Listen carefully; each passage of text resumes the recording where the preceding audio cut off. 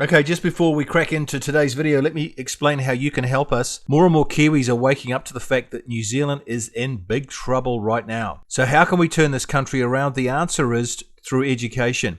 What does that mean? Well, it means exposing more and more people to our videos. It's as simple as that. Just click on the subscribe button on the bottom right hand corner of your screen and you'll be subscribed. What happens then? Well, when you subscribe, YouTube sends our videos out to more Kiwis. That's how it works. Subscribing is free. You'll never be charged anything. It's just that simple. So please do it and then enjoy the rest of the video. Thank you very much for watching. Just by subscribing, you can play a big part in the solution to fixing New Zealand. Well done, you. Well, hi, you beautiful New Zealanders. In this video, I'm going to talk about why settlements will never be ending. This is a serious video. In my interview with Richard Prebble, it was noted that many tribes have paid out multiple times for the same settlement. Richard brought this up. In response to this, someone sent me the picture above. They made this up and they've created that, and I thought, wow, this actually speaks to a problem. If you look at the dictionary definition of the word settlement, it says that a settlement is defined as an official agreement intended to resolve a dispute or conflict. Resolve in the dictionary means to deal with successfully or to clear up. So have settlements to Maori tribes really been settlements at all according to dictionary definitions? The answer obviously is no, they have not. So it pretty much goes like this. A settlement was first made in 1870 to tribe XYZ, say, and both parties, Maori and the Crown, think the settlement is full and final. In other words, the grievance is successfully cleared up. Time moves on, and a new set of Maori leaders are now in charge of tribe XYZ, and a new set of MPs are in Parliament. Let's say it's now 1920. Tribe XYZ have spent all their 1870 money, their settlement money, and they want more. So what happens? Well, XYZ, Maori, are cunning. They can't say that the 1870 settlement did not happen because it would be easy to check and close down the fresh 1920 claim. They reason that the best approach is to start complaining that the 1870 settlement was not enough. That's the key. They begin intimidating MPs, bullying and harassing them, demanding more. Well, what happens? The new MPs, the 1920 MPs, don't like conflict and protest, and they're afraid of Maori. Maori are known, as I've said, for bullying and harassment, intimidation, even violence. Plus, Maori protests are bad for optics. They damage public perception of the success of the governing party. See how it works? If a governing party brings racial harmony and peace to a country, they greatly improve their chance of re-election. This was the main reason Maori activists focused on accusing David Seymour of creating division. Why was that? Well, activists know how to penetrate the soft underbelly of MPs. They know that re-election means absolutely everything to sitting MPs. And they know that sitting MPs worry about optics. So the new 1920 MPs choose to appease tribe XYZ. They pay them what they want. Watch this video of John Key's fear of bad optics. Man, this is good. You know, there's also a bit of a focus by some of the smaller parties on the Maori seats as well, which is actually National Party policy, isn't it, to get rid of them. What happens if you, after the election, govern again and are supported by enough parties to actually get rid of the Maori seats? I wouldn't support that unless it was with an agreement with Maori. So, okay, I mean, let's say, for instance, you got, us and ACT said, we want to get rid of them. We all decided, okay, despite the fact we didn't campaign on any of that, we're going to go and do it, because as you say, it's been long-standing National Party policy. I tell you what would happen, hickories from hell. We do not like this bill. We will not be supporting it. We see no need for it because we think it is divisive. Okay, back to how settlements will be never ending. Think about it. Settlements are made using taxpayers' money, not the personal money of MPs, so it's no skin off their nose to appease and pay out. You see how it works? They pay out, smile for the cameras. This is MPs, and there is lots of handshakes and hugging. The MPs feel good, as philanthropy always does. We know that.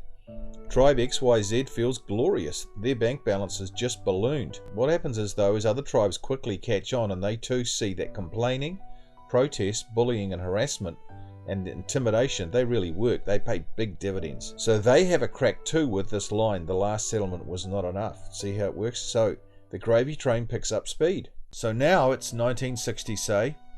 The new leaders are in charge of Tribe XYZ and new MPs are in Parliament. You know where this is going. This explains how Tribe XYZ can be paid out 3, 4 or even 5 times. So who is to blame for this really sick cycle? Fairly and squarely it's MPs. Ultimately, it's the Prime Minister who is the leader of the party when the settlement was made who is to blame. The buck stops with them, absolutely, it stops with them. The miracle is that what I call the settlement ATM machine never runs dry. Taxpayers through their hard work are always topping it up. Endless. Maori tribes know this. MPs know this. So this very sick cycle continues. Richard Prebble warned that there is no end in sight to the end of this ATM machine, this sick cycle. It's something our children and grandchildren are likely to have to contend with. You know what? Other forces are at work here too. Lawyers and consultants hurry to put fuel on the fires of Maori complaint. After all, they are feeding deeply off these settlement cycles, though, so they have a vested interest in settlements. Many get rich from it. Woke white bureaucrats and white woke journalists seek meaning in life.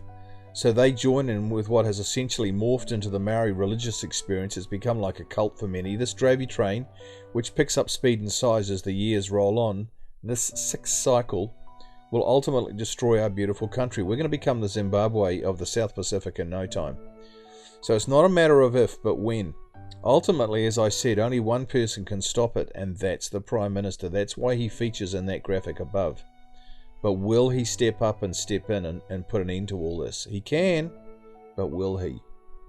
Okay, let's summarise. There are 7 reasons treaty settlements will never end unless a Prime Minister intervenes to break the sick cycle. That's what I've called it. Number 1, MPs put clinging to power above resolving hard issues, i.e., they avoid like the plague any perceptions of being divisive. Maori activists know this and they play on this, and man have we seen that. Number 2, MPs find that it's easy and feels good to give away other people's money, taxpayers' money, and not their own. Number 3, tribal leaders have found an ATM machine that never runs out of cash. Number 4, tribal leaders have found that MPs cave in easily and appease quickly. Number 5, lawyers and consultants have found a deep source of endless work and wealth. Number 6, white woke bureaucrats and journalists have found a new religion. And number 7, Te Pāti Maori MPs say, quite wrongly, that the treaty mandates that Maori and non-Maori were guaranteed equal economic outcomes, and therefore Maori must have endless payouts. Well, those are my thoughts. What are yours? Thank you so much for watching. Leave your comments in the comments section, and please like and subscribe. Thank you so much. See you next time. Okay guys, that's enough for today's video. Thank you so much for watching. Now we need your help with something. This is important. We have produced some great flyers and brochures which we want to get into the hands of all New Zealanders. So we need to go around the mainstream media. They're not going to help. In fact, they're making things a lot worse. So we have to go around them. And we need your help to make this happen. We can't do this without you. So what are we talking about? First, there is our business cards. They're only 3 cents each plus courier to get them to you. Then there is our latest booklet called The Psychology of Takeover, 19 strategies Maori activists are using to take over the country. It's 80 pages and packs a huge punch. So they're cheap, they're $3, and they're absolutely fantastic if you want to get a handle on what's actually happening in New Zealand. Then we have a few thousand of our original Stop Co-Governance booklets left over from my tour in 2023. Remember these? You'll remember we printed 550,000 of these. Well, these are now free because we realized that only about 1/3 of New Zealand houses got this booklet last when I did my tour, and so we want to get to the other 2/3. So if you do a few streets around where you live, that would be absolutely phenomenal, and they are free now. Then we have our MACA, that's Marine and Coastal Act brochure 2, which alert people to the loss of our beaches. You know, we're in danger of losing all the beaches around New Zealand. The text is written by Graham Adams, who's a great author. These are now free. And then we have our